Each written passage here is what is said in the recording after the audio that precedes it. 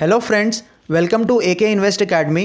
आज की वीडियो में हम बात करेंगे मेरई एसेट मैनेजमेंट के नए फंड ऑफर पे।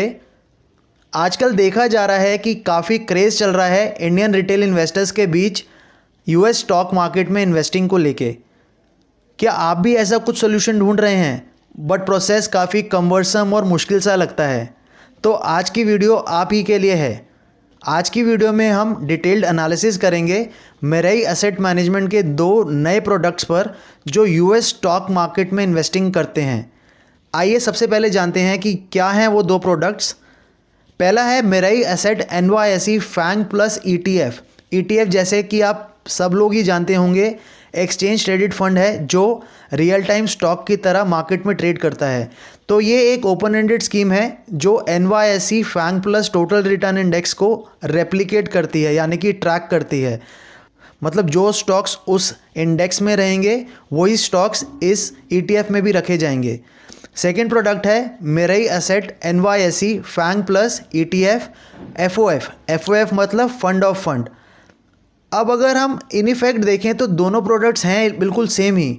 फ़र्क इतना है कि पहला प्रोडक्ट जो है वो एक इंडेक्स को ट्रैक करता है, NYSE FANG plus total return index को। जो सेकंड प्रोडक्ट है FOF फंड ऑफ फंड, वो पहले वाले ETF प्रोडक्ट जो है उसी में इन्वेस्ट करता है। It is an open ended fund of fund scheme which predominantly invest in Mirae asset NYSE FANG plus ETF, मतलब ऊपर वाले ETF में ही इन्वेस्ट करता है।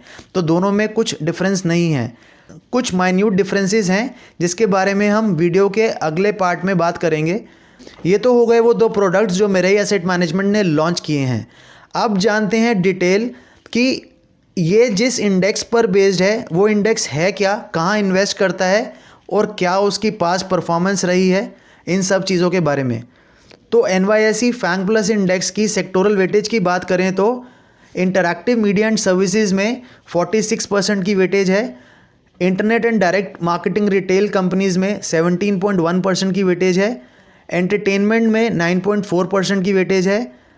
सेमीकंडक्टर्स एंड सेमीकंडक्टर इक्विपमेंट में क्लोज टू 9% की वेटेज है।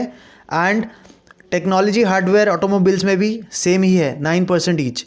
अगर मैं आपको शॉर्ट में बताऊं तो ये इंडेक्स आज की थीम पे इन्वेस्ट करता है जो आजकल चल रहा है, कंज्यूमरिज्म, जो आपके आसपास सब दिखता है। तो फैंग एक एक्रोनिम है Facebook, Amazon, Netflix and Google का। फैंग प्लस में ये 4 कंपनीज़ तो हैं ही, इनके अलावा 6 और कंपनीज़ हैं जिसमें companies like Tesla, Baidu, Alibaba, Apple, ये सब जायंट्स आते हैं। तो टॉप जायंट्स हैं, टॉप 10 जायंट्स हैं technology, consumer and communication space के, जो इस इंडेक्स का पार्ट हैं। लेकिन एक बात यहाँ पे नोट करने वाली है कि ये इंडेक्स अपने आप में तो इक्वल वेटेड इंडेक्स नहीं है। जैसे कि आपने देखा अलग अलग वेटेजेस हैं सब स्टॉक्स की, बट जो ETF एंड FOF लॉन्च किया गया है इसमें इक्वल वेटेज रखी जाएगी 10 के 10 स्टॉक्स की, जिनकी क्वार्टरली रीबैलेंसिंग भी करी जाएगी। बिकॉज मार्केट में रेट्स प्राइसेस फ्लक्चुएट करते रहते हैं स्टॉक्स के, तो बिटवीन 2 रीबैलेंसिंग क्वार्टर्स वो जो परसेंटेज है 10% की वो इधर उधर हो सकती है, दैट्स क्वाइट नॉर्मल, बट वो रीसेट कर दी जाएगी क्वार्टर एंड पे। अब हम थोड़ा सा ये जानते हैं कि इस इंडेक्स में ऐसा स्पेशल है क्या, मतलब क्यों हमें सोचना चाहिए कि हमें कुछ प्रोपोर्शन एलोकेट कर सकते हैं इस इंडेक्स में अपने पोर्टफोलियो का। जैसे कि मैंने आपको पहले बताया, इस इंडेक्स में वो कंपनीज़ हैं जो आज की थीम पे काम करती हैं, जैसे कि e-commerce, internet surfing, streaming, gaming, social media, cyber security and others that are before you in on the screen. तो करंट मेगा ट्रेंड्स पे काम कर रही हैं, जो मेगा ट्रेंड्स चल रहे हैं मार्केट में उस स्पेस में काम कर रही हैं ये 10 की 10 कंपनीज़। तो ये एक अच्छा फीचर है इस इंडेक्स का। अब ये देखते हैं कि ये फैंग प्लस कंपनीज़ जो कि टॉप 10 जायंट्स हैं टेक्नोलॉजी, कंज्यूमर, कम्युनिकेशन स्पेस में, ये फैंग प्लस कंपनीज़ हैं कितनी बड़ी। अगर हम इन सब कंपनीज़ का मार्केट कैप देखें तो वो है 7.7 ट्रिलियन, जिसमें एप्पल का 2 ट्रिलियन, अमेज़ॉन का 1.6, गूगल का 1.4 ट्रिलियन एंड लाइकवाइज। तो सबका अगर मार्केट कैप मिलाएं तो 7.7 ट्रिलियन है। ये इतना बड़ा है साइज़ में कि अगर ये 10 कंपनीज़ की एक सेपरेट कंट्री बना दी जाए तो वो 3rd नंबर पे आएगी country in terms of GDP. इतना बड़ा है ये। इस इंडेक्स में जो कंपनीज़ हैं वो 3 थीम्स पर बेस्ड हैं। टेक्नोलॉजी जिसमें 50% की एलोकेशन है, कंज्यूमर जिसमें 30% की एलोकेशन है, कम्युनिकेशन जिसमें 20% की एलोकेशन है। इंटरनेशनल डाइवर्सिफिकेशन भी प्रोवाइड करता है ये फंड। अगर आप स्क्रीन पर देखें तो ऐसा नहीं है कि हर साल इंडियन स्टॉक मार्केट्स ने आउट परफॉर्म किया है यूएस को। अगर आप देखें तो ज़्यादा साल ऐसे हैं जहाँ पे यूएस ने आउट परफॉर्म किया है। तो having international portfolio can actually provide you diversification benefits and hedge to the portfolio. अगला पॉजिटिव पॉइंट ये है कि लो कोरिलेशन है इस इंडेक्स की निफ्टी 50 इंडेक्स से। अगर आप कोरिलेशन देखें तो 0.15 की कोरिलेशन है। कोरिलेशन का मतलब है कि अगर एक स्टॉक या इंडेक्स मूव करेगा तो उसके कॉरस्पॉन्डिंग दूसरा स्टॉक या इंडेक्स कितना मूव करता है। मतलब दोनों इंडेक्स की मूवमेंट साथ में नहीं है, जिससे आपको बेनिफिट मिलता है डाइवर्सिफिकेशन का।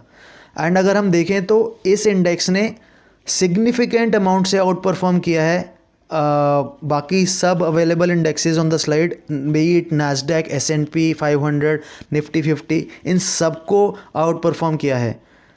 एंड अगर आप रोलिंग रिटर्न्स भी देखें तो लास्ट 5 ईयर्स की रोलिंग रिटर्न्स हैं अराउंड 36%, जहाँ पे नैस्डैक की 23% एंड S&P 500 की 15% है।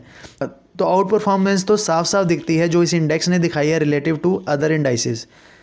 अब एक जो मेन सवाल है जिसके लिए हम ये वीडियो देख रहे हैं कि इसमें इन्वेस्ट करना चाहिए या नहीं करना चाहिए, तो मैं आपके सामने इसके पॉजिटिव और नेगेटिव दोनों पॉइंट्स रखूँगा, जिसके बेसिस पर आप अपना ड्यू डिलीजेंस करके अपने रिस्क रिटर्न प्रोफाइल को असेस करके डिसाइड कर सकते हैं कि आपको यहाँ पर एलोकेशन लेनी है या नहीं लेनी है।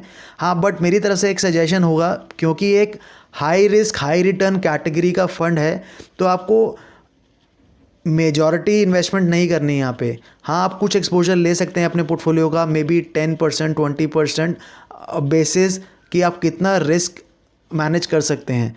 तो पॉजिटिव पॉइंट्स हैं कि ये ऐसी पोर्टफोलियो ऑफ कंपनीज़ में इन्वेस्ट करता है जो टेक्नोलॉजी डिसरप्शंस के केपेबल हैं। मतलब यही कंपनी डिसरप्शन करती हैं टेक्नोलॉजी स्पेस में। पैसिव इंटरनेशनल एक्सपोजर मिलता है आपको लो कॉस्ट पे, जो अदरवाइज़ काफ़ी कम्बरसम और कॉस्टली होता है। एंड इस इंडेक्स ने रिलेटिव आउट परफॉर्मेंस दिखाई है relative to other global equities. Negative points क्या हैं कि फोकस्ड अप्रोच है, जिसकी वजह से कॉन्सेंट्रेशन रिस्क अराइज हो सकता है पोर्टफोलियो में। करेंसी रिस्क का भी चांस है अगर रुपी अप्रिशिएट करता है गोइंग फॉरवर्ड अगेंस्ट डॉलर। अगर हम पास देखें तो रुपी डिप्रिशिएट ही करा है, जिसका फ़ायदा मिला है इस फंड में इन्वेस्ट करने का। बट हो कुछ भी सकता है, तो अगर रुपी अप्रिशिएट करा तो आपको करेंसी रिस्क है। थर्ड पॉइंट है कि इंडेक्स ऑलरेडी 2.5 टाइम्स हो चुका है कोविड लेवल्स के लो से। अगर हम कंपेयर करें तो काफ़ी रनअप आ चुका है इस इंडेक्स में, इस स्पेस में, इन तरह की कंपनीज़ में। अगर हमने डिसाइड कर लिया है कि हम इन्वेस्ट करना ही चाहते हैं इस ETF या फंड ऑफ फंड में, तो क्या चूज़ करें, ETF या फंड ऑफ फंड? अगर आपके पास डीमैट अकाउंट है एंड आप रेगुलर बेसिस पे, कंसिस्टेंट बेसिस पे खुद ट्रैक कर सकते हैं इसके ETF को, जो कि लिस्ट होगा 7 मई 2021 को NSE और BSE दोनों पे। तो एंड गिवन की लिक्विडिटी अच्छी खासी अवेलेबल है मार्केट में, मतलब बिड आस्क स्प्रेड ज़्यादा नहीं है, तो आप इसे खुद बाय सेल कर सकते हैं। अपनी SIP करना चाहें, लमसम करना चाहें, जैसे आपका गोल्स या पोर्टफोलियो एलोकेशन है, उस बेसिस पे आप सीधा ETF ही खरीद सकते हैं। बट अगर आप रेगुलर बेसिस पे मॉनिटर नहीं कर सकते, या आप डीमैट अकाउंट के थ्रू बाय सेल नहीं करना चाहते, बस ये चाहते हैं कि डिसिप्लिन्ड अप्रोच से आप SIP करते रहें हर महीने, तो FOF भी सही रास्ता है। मैं आपको कुछ पॉइंट्स बता सकता हूँ कि कैसे ETF मुझे बेटर लगता है FOF से। ETF की अपनी मैनेजमेंट कॉस्ट है एंड FOF जो इस ETF में ही इन्वेस्ट कर रहा है उसकी अलग से मैनेजमेंट कॉस्ट है। तो आप सेम चीज़ में इन्वेस्ट करने के लिए 2 बार मैनेजमेंट कॉस्ट दे रहे हैं अगर आप FOF में इन्वेस्ट करते हैं। एंड सेकेंड पॉइंट है कि अगर किसी दिन, मान लो किसी दिन पर्टिकुलर डे पे लो लिक्विडिटी रही इस ETF में, तो फंड ऑफ फंड ने तो इस ETF को ख़रीदना है। अगर मिस प्राइसिंग रही, बिड आस्क स्प्रेड में डिफरेंसेस रहे, तो काफ़ी इम्पैक्ट कॉस्ट आ सकती है फंड ऑफ फंड के यूनिट्स पे, तो वहाँ पे आपको थोड़ा नुकसान हो सकता है। एडवांटेजेस ETF की हैं कि वो ट्रेडेबल है like any other stock, and volatility का एडवांटेज दे सकता है। मान लो कि किसी दिन मार्केट ने अच्छा खासा क्रैश आया, 5 से 10% का क्रैश आ गया, बट बंद होते होते मार्केट 2% रह गई, तो ETF अगर आपके पास है तो आप उसका फ़ायदा उठा सकते हैं कि आप 10% फॉल पे भी खरीद सकते हैं, बिकॉज रियल टाइम बेसिस पे ट्रेड हो रहा है। बट FOF क्योंकि at the end of the NAV पे बाय या सेल करा जाता है, तो आपको 2% गिरा हुआ ही FOF मिलेगा, नॉट 10% गिरा हुआ। एंड एक सिमिलैरिटी दोनों के बीच ये है कि दोनों ही डेट इंस्ट्रूमेंट्स की तरह टैक्स करे जाएंगे इंडियन टैक्स लॉज में। ये मेरा एक क्विक एनालिसिस है ETF एंड FOF पे। Hope you enjoyed the video, and in case yes please share it with your friends, ताकि उन्हें भी पता लगे कि क्या क्या नए प्रोडक्ट्स आ रहे हैं मार्केट में, एंड कैसे इतने ईजी तरीके से आप US स्टॉक मार्केट्स में एक्सपोजर ले सकते हैं। किसी भी क्वेरी के लिए आप हमें दिए गए कॉन्टैक्ट्स पर रीच आउट कर सकते हैं किसी भी समय। हमारा टेलीग्राम चैनल भी आ गया है दोस्तों, जिसकी डिटेल्स मैंने डिस्क्रिप्शन में दे दी हैं, उसे ज़रूर ज्वाइन करें। I am Amanpreet, thanks for watching the video guys, take care, bye bye.